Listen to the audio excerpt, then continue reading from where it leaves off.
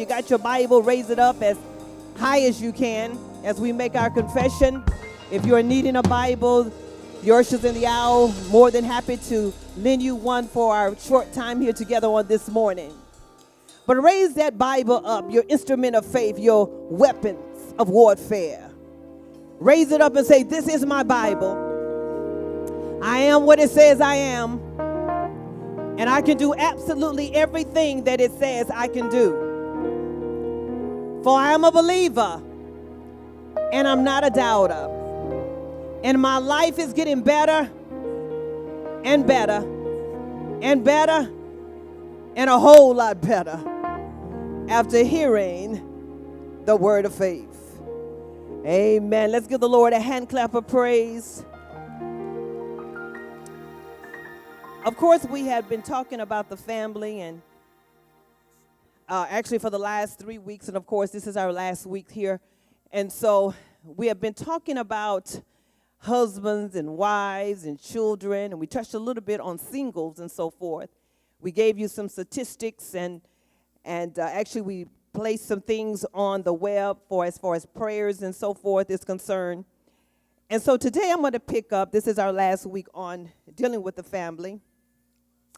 And so today I'm going to kind of focus most of my attention on singles, but actually I'm going to talk a little bit about marriage as well.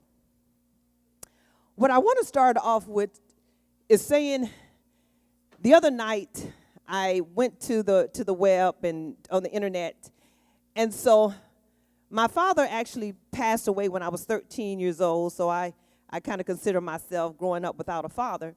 And so I said that I wanted to get some information about him because there was little information I knew about him, being that when he passed away, he was an older gentleman, maybe 68 years old. And so my mother married a man quite a bit younger than her. And so I was 13. And so when I count back, I say now my father today would probably be over 103 years old. And so it was never a lot of information that I knew about him. So I went on the web and went to get some information and the statistics and so forth to kind of find out some information. And so while I was there looking for the information, I said, let me look for other information and dates and so forth and so on. And so I looked for my actual, because I was married before, so I looked at that date, and I said, let's see if it's registered that I was married and divorced and so forth. And so I was just kind of having a field day through the software. And so what I noticed was that my wedding date was still there, recorded. And I thought about how anytime you make a decision of that sort to marry, that even though you get divorced, the record is still there. It never goes away. And so it's not just only a spiritual record that's made in heaven, but there is a physical record that you can look at and see. Now, I've been divorced from my first husband over, maybe 33 years or so, but yet the record is still there. And so I thought about how important it is when you make a decision regarding a marriage, because even though you may get divorced, the record is still there for everybody to see. It don't go away. It's something that is a legalized document. It's a legalized document. So singles have to be so careful what you want to have a history of all your life. You have to be so careful. Look at your neighbor and say, you got to be careful who you hook up with. And then I thought about actually divorce, but I think I'm gonna talk about a little bit about divorce in a few moments. But what I want to talk about, our main point today is I want to talk about before you get engaged, there are 20 final exam questions that you need to answer. As I said, this is really for married folks as well as singles, but I am going to be particularly ministering to the singles and interjecting a little bit on the marrieds. But question number one, this is the final exam. This is the exam. Before you walk down the aisle, This is your exam that you need to take. Look at your neighbor and say, you got to take the exam. You can't eliminate the exam. You've got to take this exam, because this exam is going to let you know whether you need to walk down the aisle or not. Because anytime you walk down the aisle, you don't necessarily just walk by yourself. You're bringing your baggage with you. So when you come up to the altar, you bring in your strengths as well as your weaknesses, your fears, your aspirations. You are bringing all your junk with you. And not only are you bringing your stuff, but he or she is bringing theirs with you as well. So you got double mess that's coming to the altar. So before you go down that altar, you need to evaluate, what am I bringing down the altar? But not only what am I bringing down, because how many know that everybody got some type of garbage? You have never lived a life that is so perfect that you don't have any garbage that you're bringing with you into a relationship. Matter of fact, every relationship, many times, you bring in a different set of garbage, because matter of fact, you begin to get more garbage from one relationship. You go to the next relationship, and from the previous relationship, you're bringing more garbage. And so here you go. So you're walking, kind of like a full of garbage that you're bringing into a relationship with you. So question number one, exam test number one is, number one, what do you expect? What do you expect? Because there is no question so critical to the success of your relationship. The number one killer of a relationship is not necessarily communication, finances, or sex, even though that is a high priority, but it's really expectations. Expectations. What am I expecting from this? When it's all said and done, what am I expecting you to give me? How am I expecting you to make me feel and to take care of me and to, provide protection and security to me? Because everybody have different expectations. Somebody say, some expectation may be, you can come home anytime you want to, just bring the money home. All I need to do is see the paycheck. You can come home anytime you want to. Other expectation says, I need you to come home, but I need your money to come with you. So everybody got various expectations. I've heard situations before where after a person got married and one of them said, well, you know what? I didn't expect all this. I didn't expect this to happen like this. I didn't know that this came with the marriage. I never thought that you thought like that. And so number one is, you got to know, what do you expect? What is your expectations? And over in 2 Kings 5, we read the story of Naaman, who was an army captain suffering from leprosy. And he was sent to Israel to seek a cure from Elijah, a man of God who lived there. And so when Nathan arrived at Elijah's house, the prophet sent a messenger to tell the soldier, go wash 7 times in the river. Now Naaman's response was, I thought he would at least come to the door and pray over me and heal me. He said, I've come a long way.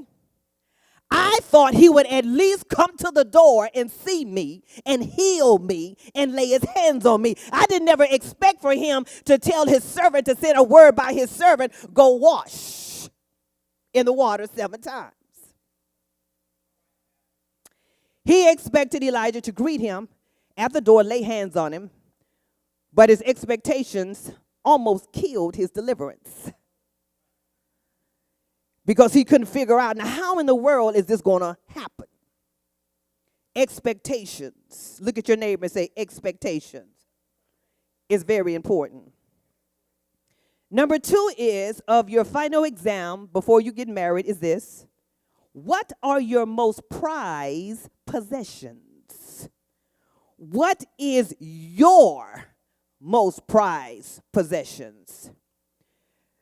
Because a person's most valued possession provides a window into their priorities. I can tell what your priority is if I know what is the most valuable possession you have.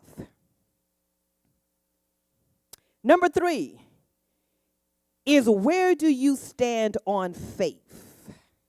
Where do you stand on faith? In 2 Corinthians 6:14 says, do not be yoked together with unbelievers, for what do righteousness and wickedness have in common? Nothing. Or what fellowship can light have with darkness? Or what fellowship can light have with darkness? Is going to be very limited. It's going to be a lot of trouble, because light and darkness just don't mix very well together. So I got to think about the role of my personal faith, about my spiritual practices, my church participation, before you get too far in the relationship and realize that you're on separate pages is vitally important. Number 4 is, what was your last major relationship like, and how did it end? How did it end? What was your last major relationship like, and how did it end? Because that's going to let me know a lot about you. Because many times we end a relationship physically, but yet it's really not ended solically. So we're taking things with us into the next relationship. And so we have created these soul ties. So I want to know, what was your relationship like? And I really want to know, did you ever come to a closure in that relationship? Or are you still hurting and crying over what you thought you lost? And I'm just happen just to be somebody in your view that you thought could ease the pain. So I need to know, how did the relationship end? Was it closure? Was there a whole lot of, baggage that was attached to it? Did you ever get over it? And not only that, I want to know what you learned from it. Because in every situation that you go through, in every relationship that you go through, there is a lesson to learn. And if you did not learn your lesson, that means that you will probably repeat the same problem that you came from. So I need to know, all right, you went through hell, you went through this and that, but what did you learn from it? Because there's always two people that creates a problem. So what was your issue with the separation? And so you got to be real with yourself and honest with yourself to say, he did that, she did that, but I did this. If all you can tell me is what he or she did without you being in the equation of it, that let me know that, you know what, you're in denial a little bit. We got some pride issues that we're dealing with.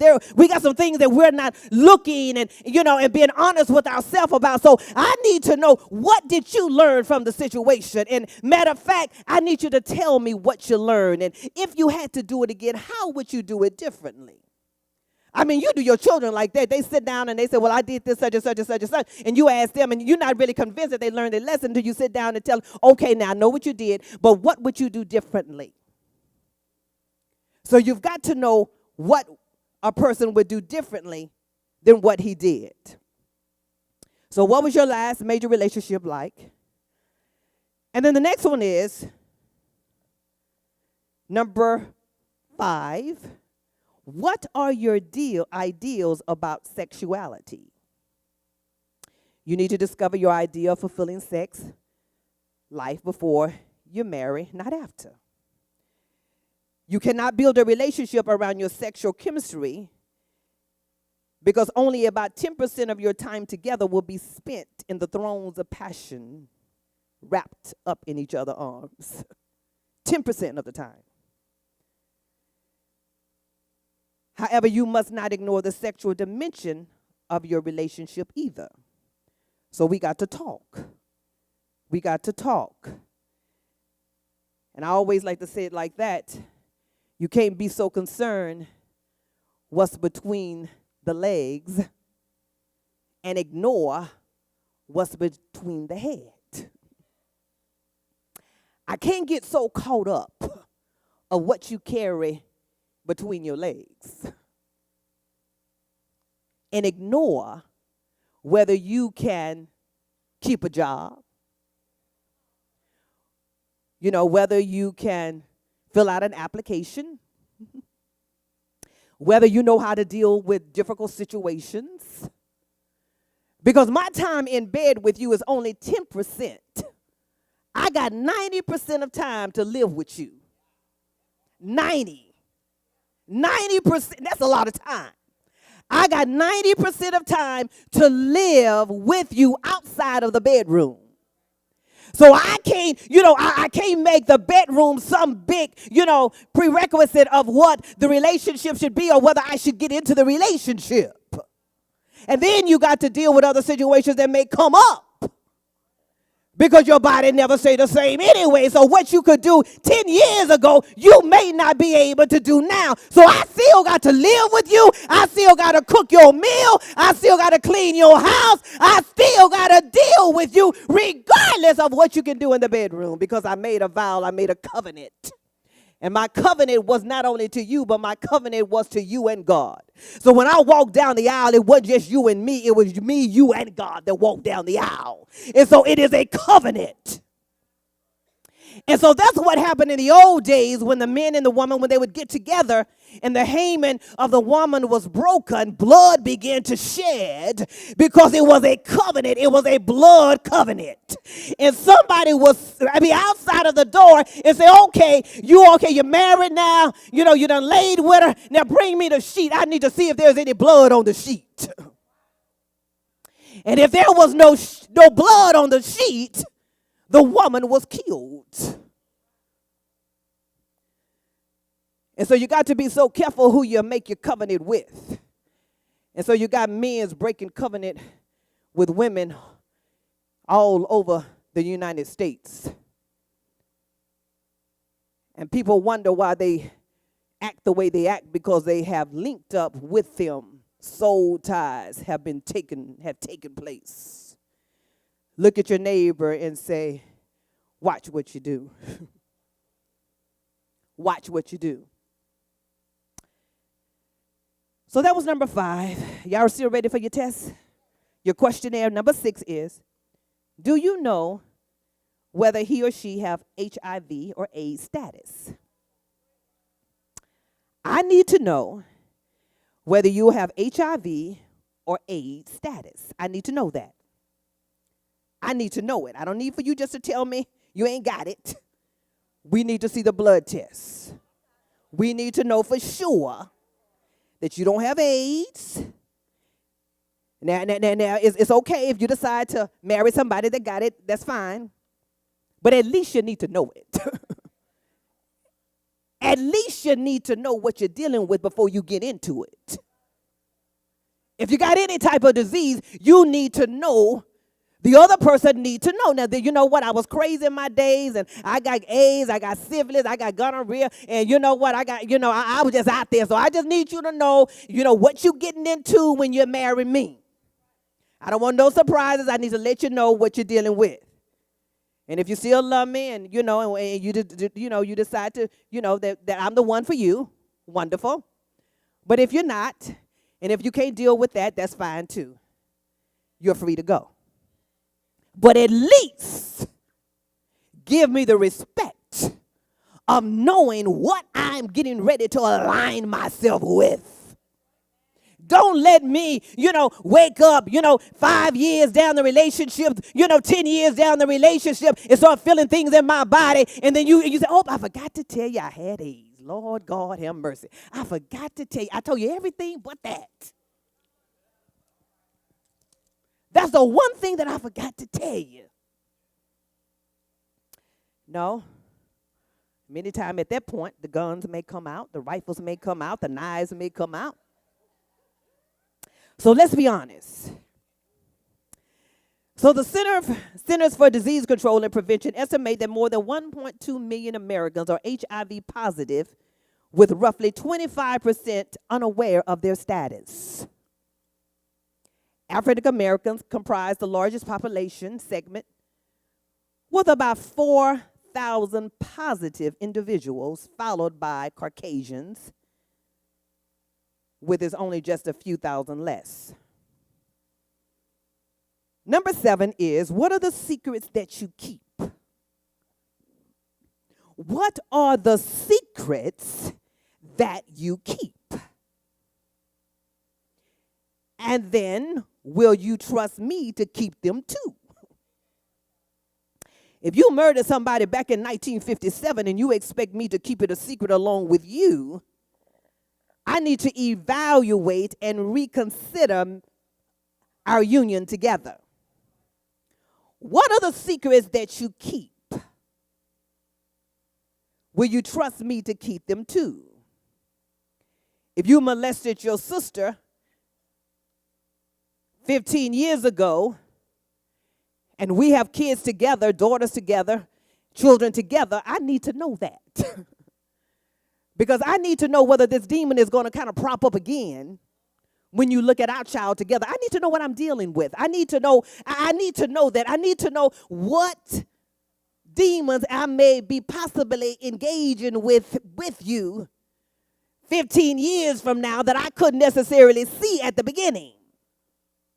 So I need to know your issues. Look at your neighbor and say, I got to know your issues. So what are the secrets that you keep? And will you trust me to keep them too? Number 8, have you ever been arrested? And do you have a criminal record? Have you ever been arrested? And do you have a criminal record?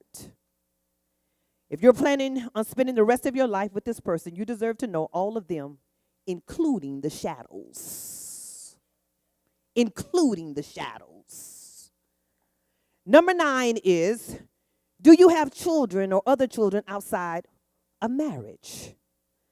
I've heard folks that had children and the spouse didn't know about it until after they'd been married, many, many years. The child was probably 25 years old, and they're just finding out that they had a child. Do you have children or other children outside of the marriage? Number 10, how do you feel about having children? How do you feel about having children? Because there are some people that just don't want children.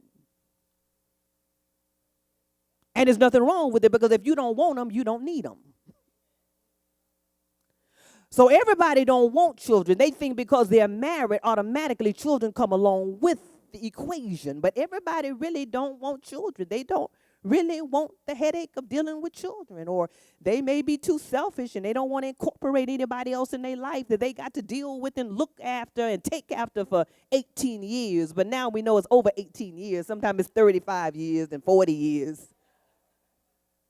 So they may not necessarily want somebody that they got to deal with and take care of and look after, and be concerned about and all of that. They just want to be by themselves and deal with them. And I say more power to you. Because you got to know what is, what you're able to deal with. Ain't no use in having 5 kids and didn't even want one. The next question, number 11, how do you feel about disciplining children? Will corporal punishment be involved, or will there be timeouts? Will you reward good behavior? Will you discipline your children when they're in school age, teenagers? When you get the whip out, the belt out, when they're teenagers, 18 years old? I need to know, how do you feel about corporate punishment? Because not everybody believes in corporal punishment.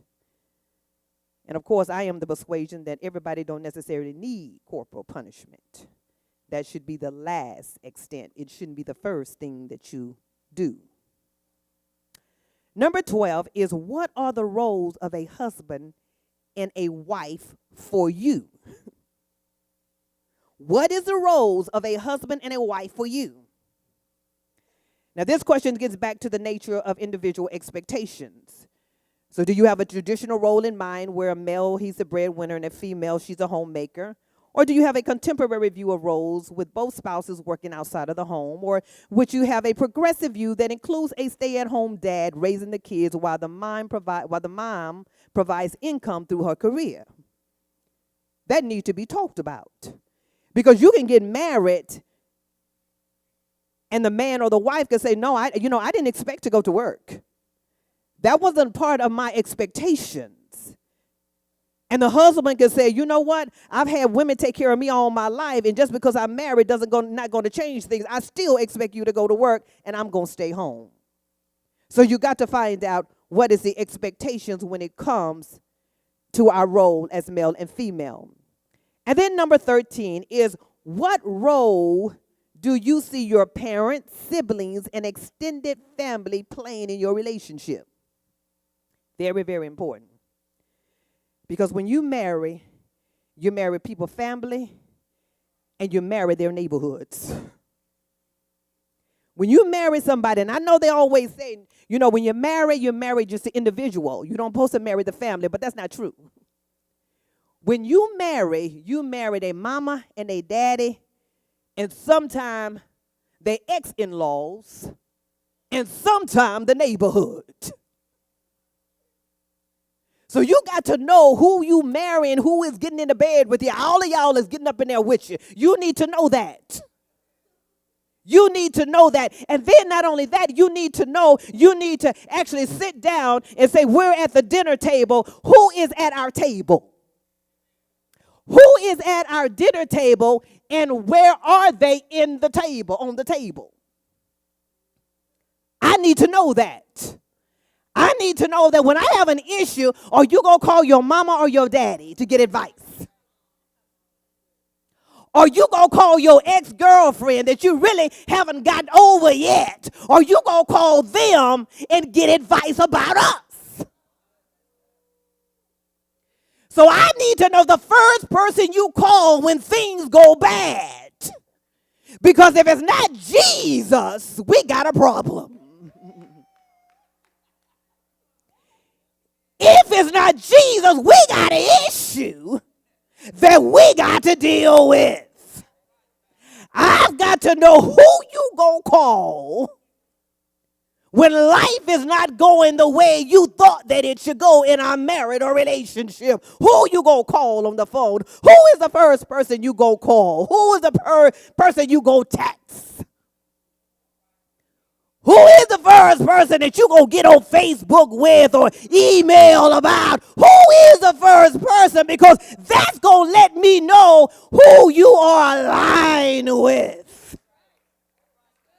And if you are aligned with your mama, your daddy, anybody else besides Jesus, we got problems in the Joneses' house today. We got issues that we need to deal with. Because your mama and your daddy and your sister do not supposed to get in the bed with us. When we go to the bedroom, it is only me and you. None of your relatives are in the bed with us.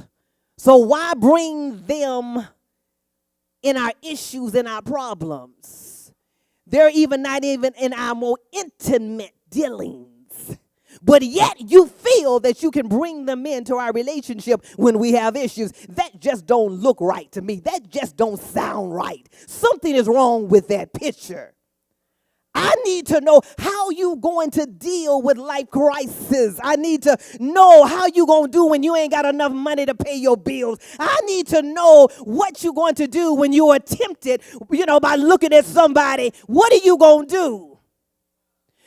When your eyes start giving you a problem and they start wondering, what are you going to do? Are you going to run to the problem, or are you going to run away from the problem and come home and let me know every problem that you have for today? Yeah, honey, I looked at it, but this is what I did. You're going to be proud of me. This is what I did. I almost got close, but God, Lord Jesus, I called on the name of Jesus, and I was able to run from her.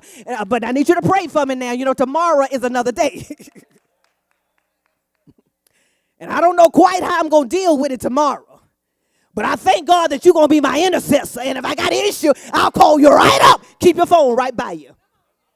I may text you at any minute just to let you know trouble is in the camp. Come rescue me wherever you are. Come where I am because I don't want to make a problem. How many know that problems beget problems and more problems beget more problems, and all before you know it, you got a world full of problems. You don't know how to get out of it because there's so many problems that you don't even know what problem to deal with. Because they have accumulated, you don't know which one to tackle first. I mean, just even in your own individual life, have you ever had a situation where, you had a problem, but then you had another problem, then you had another problem, and you said, you know what, I got 3 problems here. They all look bad to me. Which one do I deal with first? They all are magnitudinal problems, situations and circumstances. So which problem do I deal with first? Look at your neighbor and say, you need to think about that. Because you got to learn how to set priorities. So the next one is number 14. How do you handle disagreements and disappointments? How do you handle disagreements and disappointments? Will you just settle disputes before you get into the heat of the argument? Or would you wait to settle the dispute days after the problem? Will you allow a cooling off period for 24 hours before continuing the conversation? Or will you involve your parents, his parents, a marriage counselor, a lawyer? Who are you going to involve in our issue? And then with that, what is your panic button, and how will your partner know when it is sounded? What is your everybody got a panic button. I don't care how you sit up here and look like you're holy, sanctified, and full of the Holy Ghost. You got a panic button. You got a button that can be pushed that will take you to the left field. So you've got to know what is your panic button and how will your partner know when it's sounded, because sometimes the panic button can be pushed but no sound made. And you having issues and problems and ain't nobody know about it but you. So I need to know, what is your panic button? And who do you tell about it? Or do you keep it silent and deal with all by yourself? The worst thing that you can do is have an issue and a problem and deal with it alone. Things have to be exposed. You got to find somebody to tell about your problem besides Jesus. Because sometimes you need accountability. You need somebody that you can touch that's accountable to you. Somebody that I can call in the midnight hour and say, I got an issue. I done talked to Jesus about it. But I need to talk to you about this, about right now. So you've got to have accountability, because it's safety in accountability. It's safety in counsel. Look at your neighbor and say, it's safety in accountability. Okay, the next one is, what number are we on now? Number 15, what is your vision for this family? In other words, where will you be in another 10 or 20 years? I need to know where you're taking me, where you're taking me, where you going, where we going? Are we going to be here in another 5 years? Where are you taking me? I need to know where you are taking me. If there is no vision, there is no progression.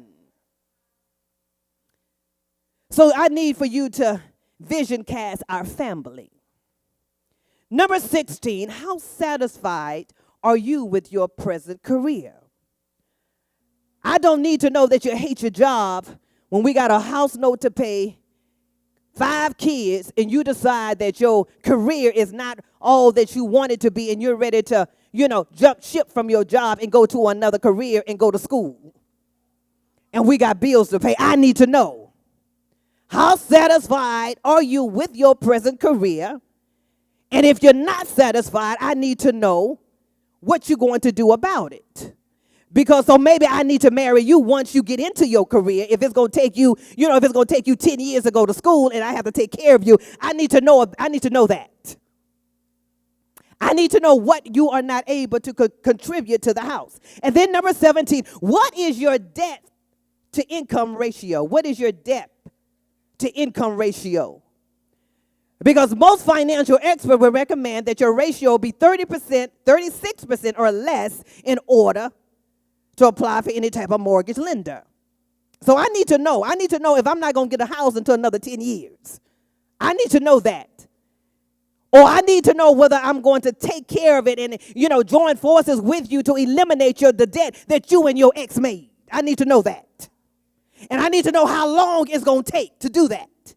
And then I got to be satisfied, that that's just the way it is. He got in debt. Had a bank rust with him and his other girlfriend or him and his wife or whatever the case. I need to know that because I need to know whether I'm willing to wait as long as it's going to take to clear it up. I need to know that. Look at your neighbor and say, you got to know. All right, next one. Next one is number 18. What ignores you the most about me? What annoys you the most about me? Because whatever annoys you the most about me, you're going to be constantly talking about it. If I didn't make up the bed, I'm going to hear it every day for 50 years. You didn't make up the bed today. I need to know what because there are some people, they got all type of little quirks and stuff like that. And they can't certain things that people really just can't deal with. Some things they can kind of put on the shelf, but other things is like, you know what? You've got to make up the bed. If you don't do nothing else, leave your clothes all on the floor, that's fine. But at least make up the bed. That's my place of safety. That's my haven of rest. And I don't like to see it all disorganized. So no matter what you don't do in the house, you going to make up the bed before you leave up in here today. Or it's going to be trouble in the Johnson's house when you get home. I might have to get my belt out when you walk through the door. Growing up, your mom and your dad, they used to really try to, scare you. So many times I got whoopings out of my sleep. Ain't anybody got a whooping out of your sleep? You were sleeping and all of a sudden.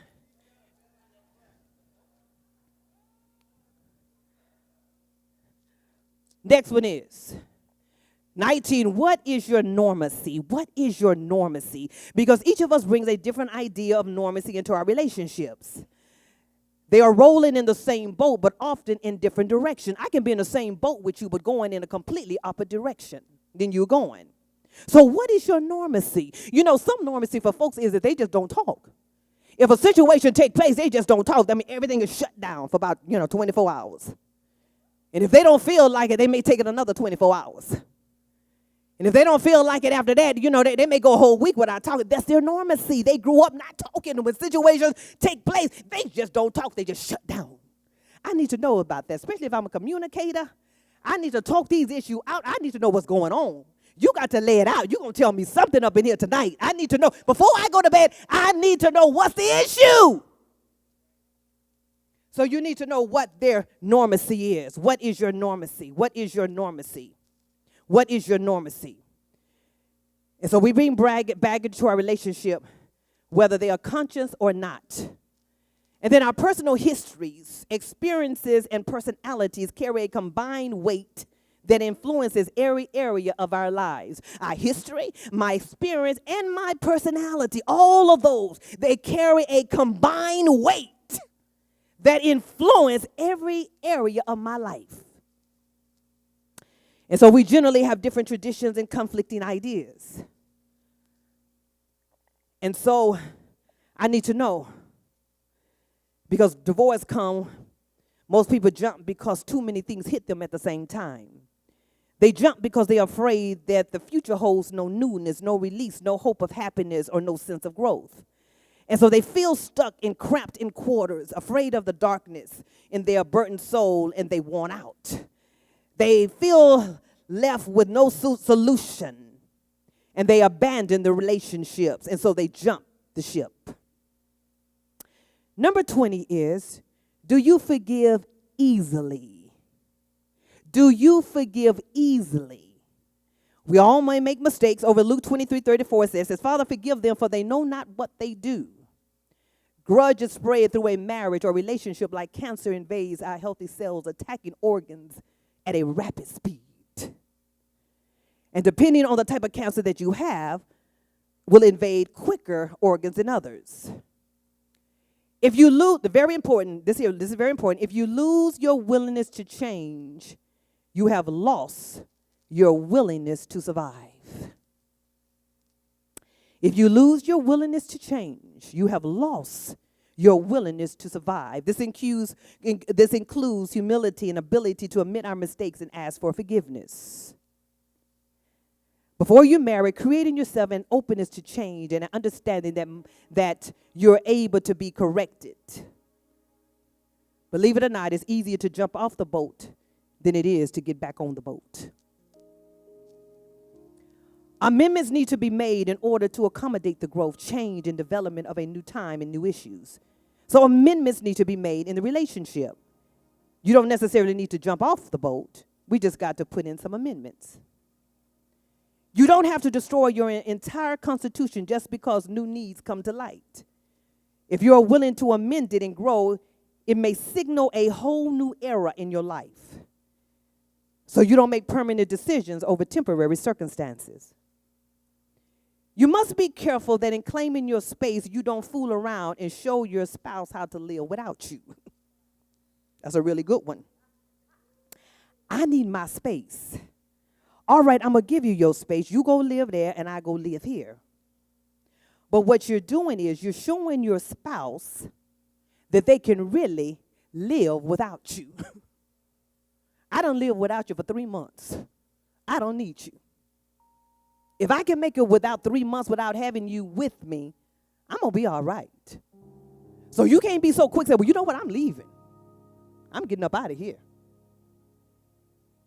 Because you can set yourself up for a complete failure in the relationship thinking that you're going to come back.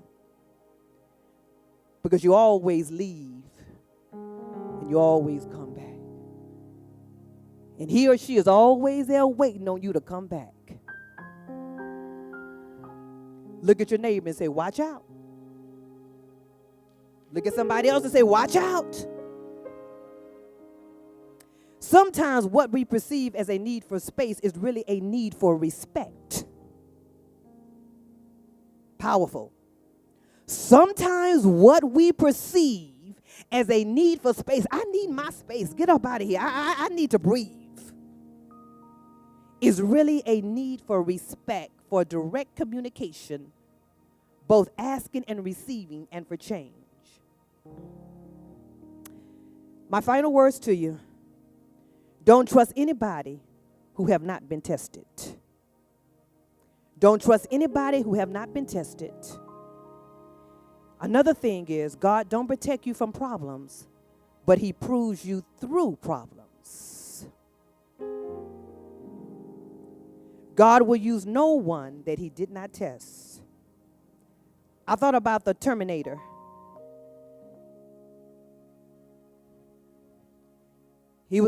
Fire was all taking place and everything. And who was the actor? Who was the Terminator? Yeah, you know who he is. Explosion taking place all around him. Head was half hanging off. He come out of the fire and say, I'm still here. I almost got exploded, head off, but look at me, I'm still here. I got burnt, but I'm still here. I'm still alive. You've got to realize no matter what you go through in life, and no matter what the enemy will try to throw at you, you still can emerge from the ashes and bounce back up. I'm still here. I ain't going nowhere.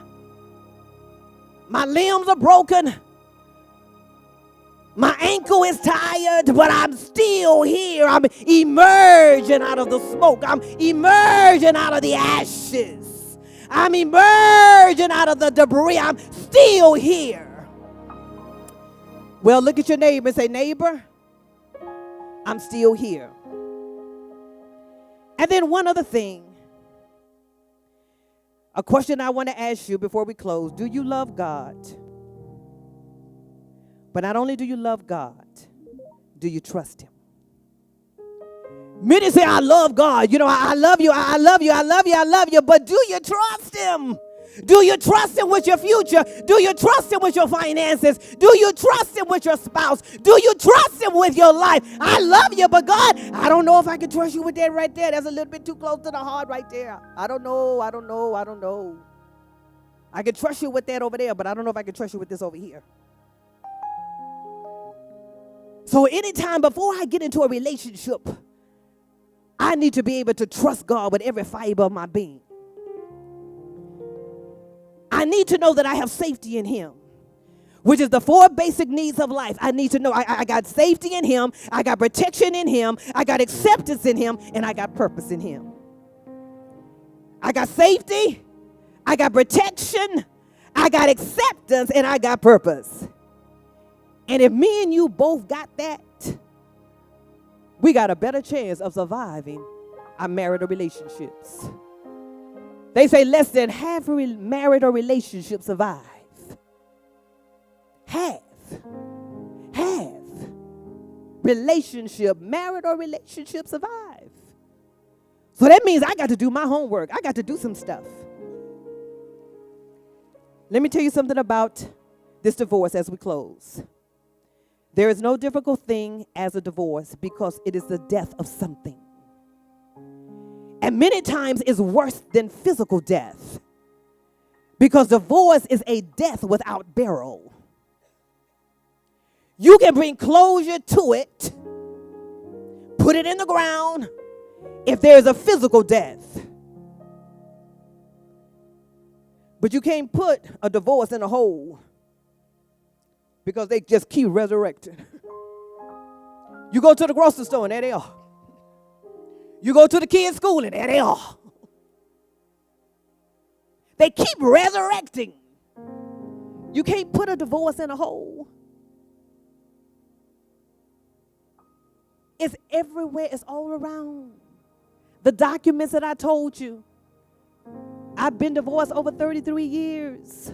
But yet, it's still documented that Linda G. Martin was married to Harding Holt.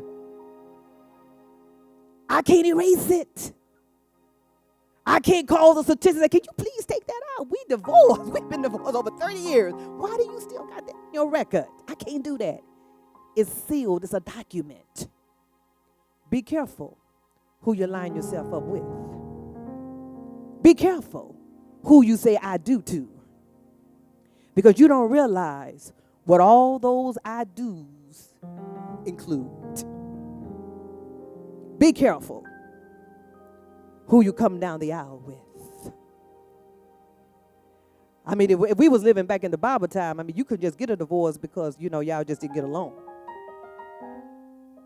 I mean, you had to stay. It was really never in God's plan for divorce. It was never equated into the plan.